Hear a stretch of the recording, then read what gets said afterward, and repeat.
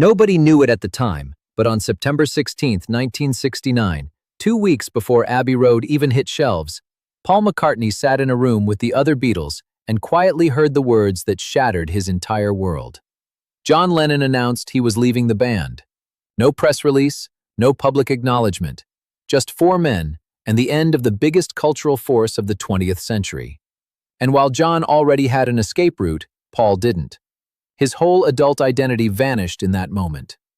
The film, Man on the Run, opens not with triumph, but with a man standing at the edge of silence, wondering if the greatest run in music history had also quietly erased him along with it. Today, we're diving deep into Man on the Run, from the casting secrets to the production challenges you probably missed, and the extraordinary creative risks that made this film unlike any music documentary before it. Stick around because by the end of this, you're going to see this era of Paul McCartney's life in a completely new way. And before we get moving, if you enjoy deep dives into cinema, music, and the stories behind the legends, hit like, subscribe to Cinemagna, and drop a comment letting me know what surprised you most about this film. Man on the Run is directed by Academy Award-winning filmmaker Morgan Neville, and it zeroes in on one of the most misunderstood periods of Paul McCartney's life, the years immediately following the breakup of the Beatles and the rise and fall of Wings. Rather than treating Paul's career as a checklist of albums and tours, Neville approaches it as a psychological survival story. What happens when the world's most famous band disappears overnight and one of its architects is left to rebuild himself from scratch?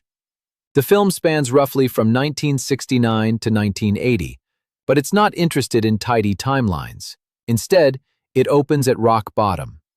Paul retreats with his new wife Linda to a tiny farm in Campbellton, Scotland. No entourage, no luxury, just grief, confusion, young children, and a man who suddenly has to ask himself a terrifying question. Without the Beatles, am I still any good? What makes this documentary immediately different is how it tells that story. There are no talking heads on camera, no modern interviews interrupting the illusion. Every contemporary voice you hear, including Paul himself, exists only as audio, floating over archival footage, home movies, photographs, and animation. This wasn't a stylistic gimmick. It was a deliberate creative decision. Neville believed that showing older faces reflecting on younger selves would turn the film into a nostalgic autopsy instead of a lived experience. By removing the visuals, the voices feel intimate, unguarded, and present in the moment. Paul agreed to this approach instantly. In fact, when Neville floated the idea of filming a modern bookend scene with him, Paul shut it down with one sentence. He didn't want to be an old man in a young man's film. That single choice shapes everything that follows. The interviews themselves were extensive. Neville conducted 6 long, audio-only conversations with Paul across multiple cities, including London, New York, and Los Angeles.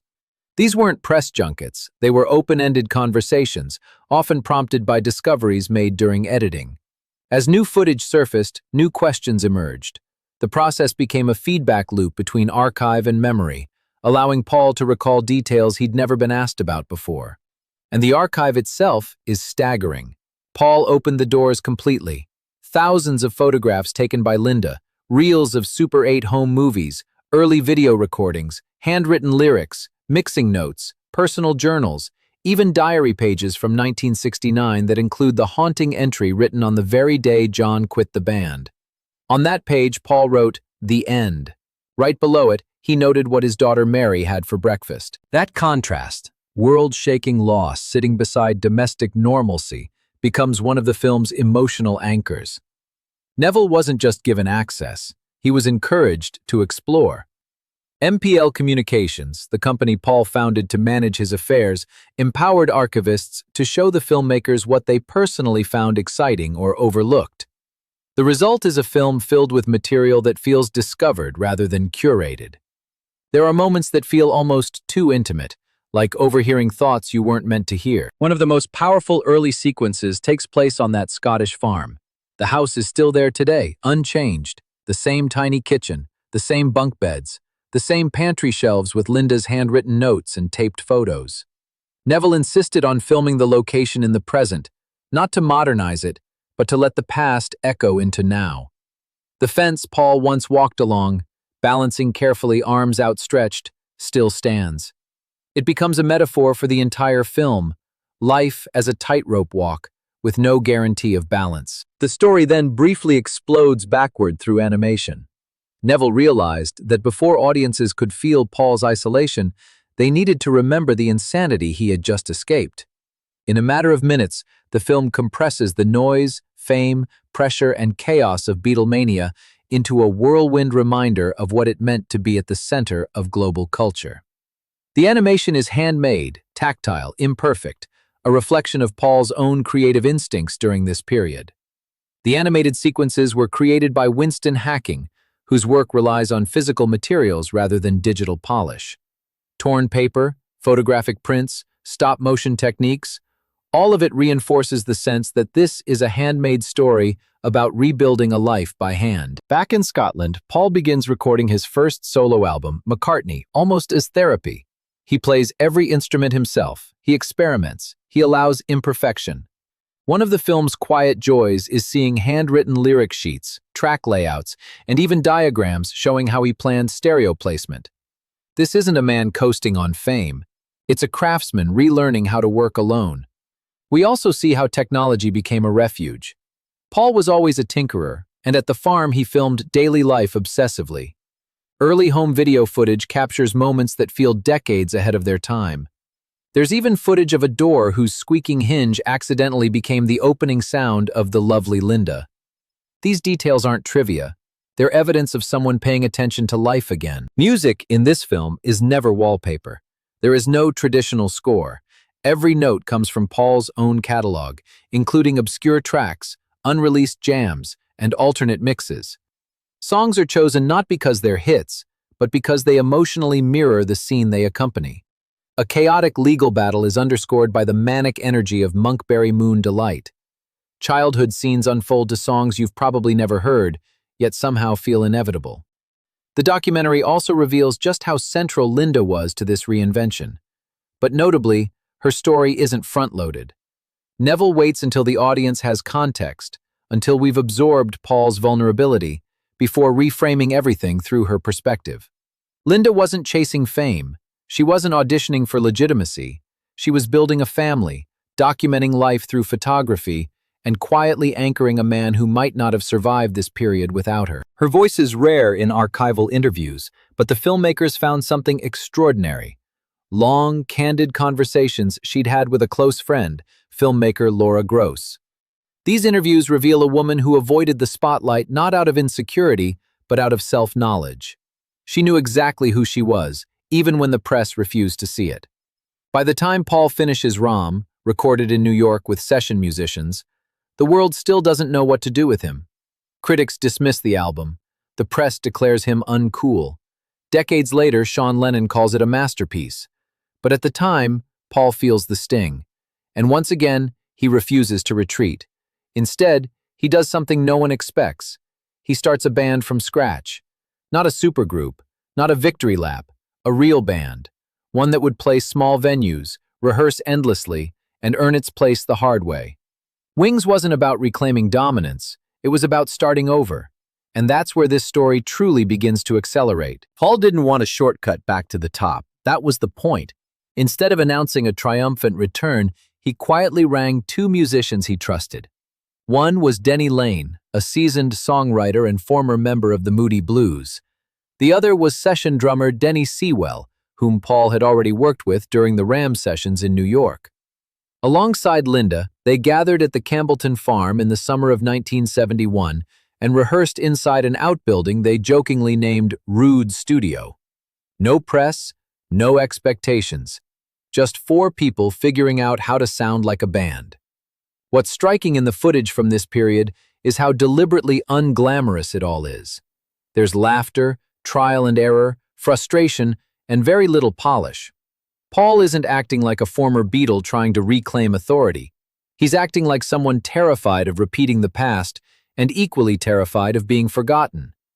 That tension drives every creative decision he makes from this point forward. Their first album, Wildlife, is recorded quickly and released in December 1971. Critics dismiss it almost immediately. The reviews are brutal, but instead of retreating, Paul doubles down on his most radical idea yet. He decides that Wings won't debut with arena shows or television spectacles. They'll play unannounced university gigs. They'll show up, ask if they can play, and perform for whoever happens to be there. From a modern perspective, it's almost impossible to grasp how shocking this was. Paul McCartney could have sold out Madison Square Garden without trying. Instead, he's standing on tiny stages in front of confused students, proving, mostly to himself, that the music can survive without mythology. This philosophy becomes one of the film's central themes, starting at square one, not square 100. Paul is consciously running away from his own legend, believing that the only way forward is through humility and repetition. He needs to learn how to be a band member again, not a symbol. Footage from these early rehearsals, including sessions at London's Institute of Contemporary Arts, shows a group still finding its balance. Paul is clearly in charge, but he's also searching. He listens, he adjusts, and for the first time since the Beatles, he allows the possibility of failure. As Wings gains confidence, Paul expands the lineup, adding Northern Irish guitarist Henry McCullough. His blues-inflected playing brings a new muscularity to the sound, and suddenly Wings feels less like an experiment and more like a proper rock band. The chemistry is real, but fragile. Around this time, Paul also commits one of the strangest creative gambles of his career, a surreal television special filled with skits, musical numbers, and bizarre imagery. Critics hate it, band members hate it. In hindsight, it feels like a man purging creative excess, testing boundaries just to see where they break. The film doesn't excuse it, but it doesn't mock it either. It treats it as part of the learning curve. Roughly halfway through the documentary, something important happens. The narrative slows down and turns its attention fully to Linda. Not as an accessory, not as a footnote, as a co-creator and emotional anchor. We finally hear her voice clearly, acknowledging what critics never did. She was never trying to be the world's greatest rock singer. She was there because the band was her family. Her daughters, Mary and Stella, helped contextualize the impossible workload she carried. Linda wasn't just touring and recording. She was homeschooling children, cooking meals, photographing daily life, and absorbing relentless public criticism. The press treated her presence in the band as a joke, and the film doesn't shy away from how cruel that treatment was. What's remarkable is how calm she remained under it. One of the film's most intimate musical moments comes from recovered session tapes during the making of Ram. Between takes, you can hear Linda suggesting a vocal idea, and Paul immediately agreeing. It's subtle, but revelatory. This wasn't indulgence, it was collaboration. As Wings prepares its next major leap, internal fractures begin to show. Creative and financial tensions push McCullough and Sewell to leave the band just before recording begins on what will become the most pivotal album of Paul's post-Beatles career. With only Paul, Linda, and Denny Laine remaining, Wings travels to Lagos, Nigeria, to record Band on the Run. Nothing goes according to plan. They arrive disoriented. Equipment is stolen. Paul and Linda are mugged at knife point. There are no photographs, no film reels, no visual record of the experience. The film fills this void with abstract, handmade animation, fragmented, anxious, and dreamlike. It's one of the most effective uses of animation in the documentary, not because it recreates events, but because it captures fear and instability. Against all odds, the album becomes a massive success. It's the moment everything changes. Band on the Run doesn't just resurrect Paul's credibility, it reframes Wings as a legitimate force. For the first time since the Beatles ended, Paul feels something click into place. There's a quiet but powerful metaphor embedded here. Shortly after this breakthrough, Paul and George Harrison are shown signing the legal papers that officially dissolve the Beatles' partnership. The timing isn't accidental. As one chapter ends permanently, another finally stands on its own. With confidence restored, Paul begins planning something he's been avoiding for years, a full-scale tour. Not just for Wings, but for himself. Could he stand on a stadium stage again without hiding behind the Beatles' catalog? Could he face the audience without flinching? The film doesn't rush this transition. It lingers on the doubt, on the preparation, on Paul obsessively monitoring sound mixes, stage layouts, and technical details. He's not coasting. He's terrified of disappointing people and of disappointing himself. Just before the American leg of the tour, Paul experiences a near-fatal swimming incident in Hawaii, nearly swept out to sea. The filmmakers pair this moment with unreleased instrumental audio, creating a sense of suspended breath, life or death, sink or swim. It mirrors everything happening professionally. Once again, Paul is forced to trust himself completely. And when Wings finally launches the Wings Over America tour, the footage is electric. Stadiums erupt. The band is tight. Paul looks both exhilarated and relieved. For the first time, he allows himself to perform Beatles songs again, including Yesterday, not as an obligation, but as a gift. The pain that once made those songs unbearable has softened into something survivable. The tour proves something essential. Paul McCartney didn't need the Beatles to command a crowd, but he did need time to become himself again. He needed to fall apart, to start over, to fail publicly, to rebuild privately. By the end of the tour, Wings has achieved what it was meant to achieve. Paul isn't running anymore. He's standing still, balanced, finally comfortable on the fence he's been walking all along. And yet, as the film reminds us, equilibrium never lasts forever. By the late 70s, Wings was no longer chasing legitimacy. It had it. Stadium tours were selling out. Singles were dominating radio. But success introduced a new problem: momentum without direction. The band that had been built to help Paul survive was now asking a different question. What comes next when survival is no longer the goal? Internally, the lineup continued to shift. Paul rebuilt Wings yet again, bringing in drummer Jeff Britton and teenage guitar prodigy Jimmy McCullough. Jimmy was immensely talented, but also young, restless, and overwhelmed by the pace of life inside Paul McCartney's orbit. The film doesn't dramatize this instability. It simply lets it sit there, unresolved, like a quiet warning that Wings was never designed to last forever. During this period, Paul's creative priorities subtly changed. He began thinking less like a recording artist and more like a live performer. Albums like Venus and Mars and Wings at the Speed of Sound weren't just collections of songs. They were roadmaps for touring. The goal was no longer reinvention, it was connection. Paul wanted to meet his audience where they were, night after night, city after city, without nostalgia as a crutch.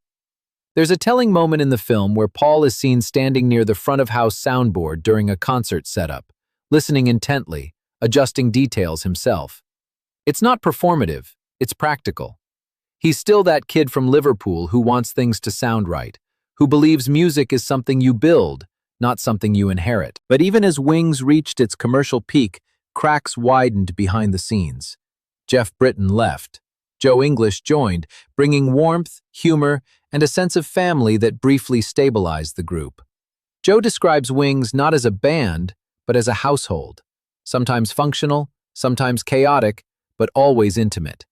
Paul later admits this lineup was his favorite, the one that finally felt built for the road. The triumph of the Wings Over America tour is undeniable. The crowds are massive. The performances are confident. Paul looks lighter, freer, even playful. There's footage of Linda cutting a roadie's hair backstage, children running through corridors, musicians laughing between shows. It's a portrait of success that doesn't feel hollow. It feels earned. And yet, even at the height of this moment, the film reminds us that Paul never stopped carrying the weight of the past. Beatles reunion rumors intensified. Every interview, every tour stop, every public appearance came with the same unspoken question: when will it all come back together? One of the film's most human moments comes from a story Paul tells about visiting John Lennon and Yoko Ono in New York in 1976. That same night, Saturday Night Live jokingly offered the Beatles $3,000 to reunite on the show. Paul and John actually considered it. They thought about taking a cab. Then they didn't. The moment passed. History remained unchanged. Instead of recreating the moment literally, the film lets it dissolve abstractly.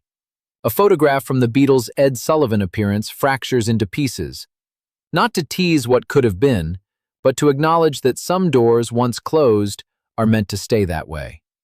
As the decade winds down, Wings continues, but the energy is different. London Town is recorded partly on a boat. Jimmy McCulloch and Joe English leave. Once again, the band collapses inward.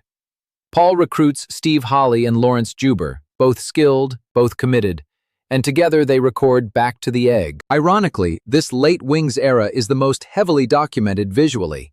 There's abundant footage, polished performances, professional recordings, and yet emotionally, the story is winding down.